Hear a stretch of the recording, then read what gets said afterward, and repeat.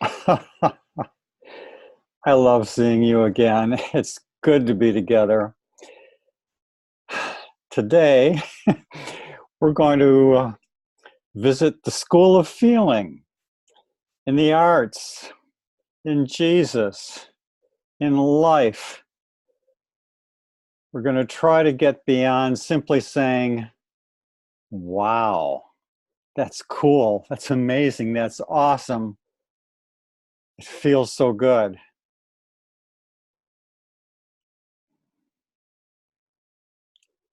When I think of my experience at Severance Hall, hearing the pianist and conductor Mitsuko Uchida conduct and perform one of the Mozart concertos for piano. What an experience it was. And, you know, the viewer who was merely passive and the listener who knows very little about music can't get very much comparatively out of works of art. You see a Rodin sculpture or a Rembrandt painting or hear a concerto like that. There's more that you can say if you've got the vocabulary and attentiveness and abide with the work and really pay attention and see where it's picking out you up and where emotionally and where it's taking you, you know, in the eternal loftiness of thought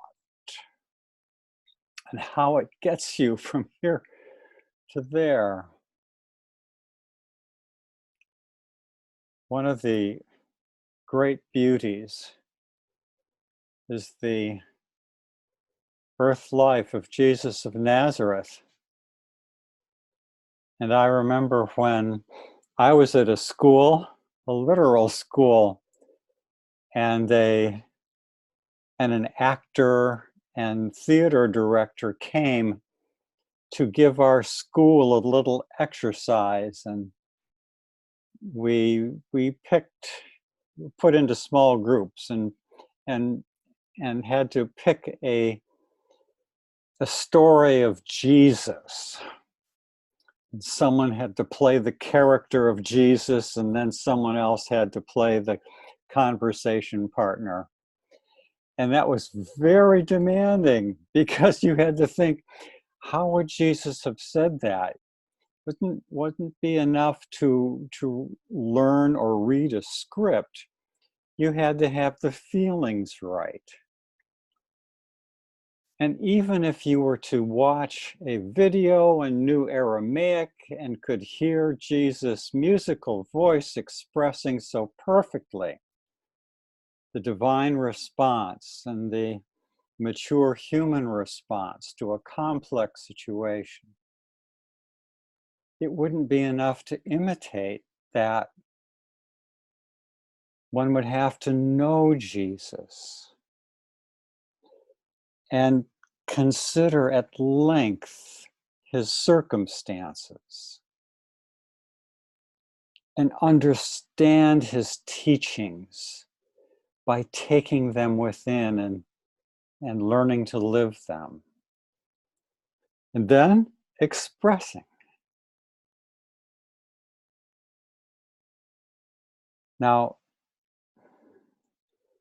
we've considered a moment of what it's like to expand our sensitivity to the wide spectrum of the varieties of beauty and the lack of beauty that are portrayed in the arts, and that we can sense, at least in a preliminary way, as we read the stories of Jesus.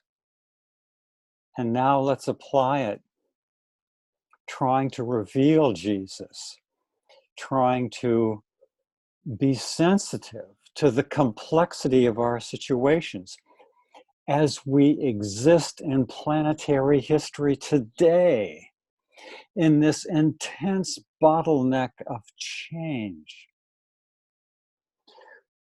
Evolution, with its ups and downs swirling around us. What will our overarching attitude be? Perhaps it will be, yes, here I am, God, send me. But we can further refine our appropriate feeling response to what is beautiful and to what is not yet and to what is downright raunchy. If we consider what are the divine attitudes more specifically as we respond to uncertainty, to disappointment, to apparent defeat, to the sheer difficulty of what is before us, to the immensity of what is before us, the inexplicable.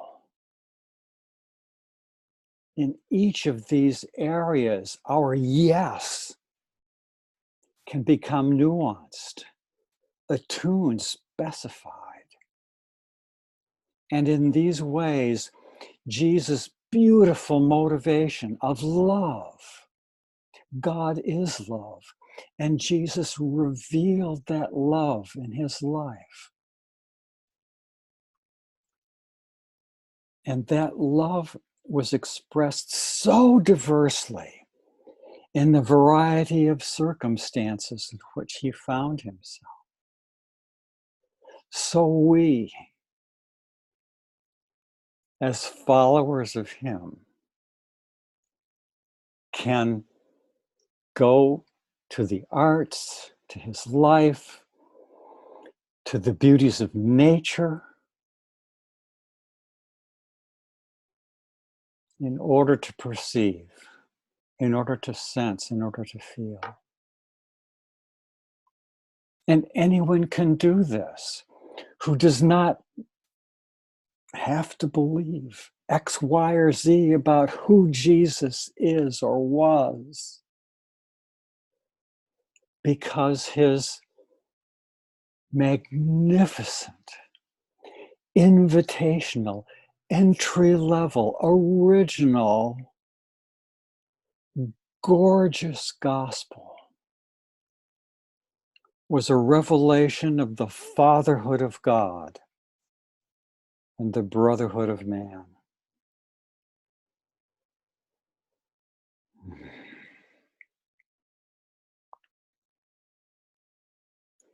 May you beautifully perceive, listen, express, follow in the way of God as you somehow bring your faith-filled yes into this crazy mixed up age from which God will have drawn forth in due season so much beauty and eventually a glorious destiny for the individual creature child, and for our planet as a whole. Good day.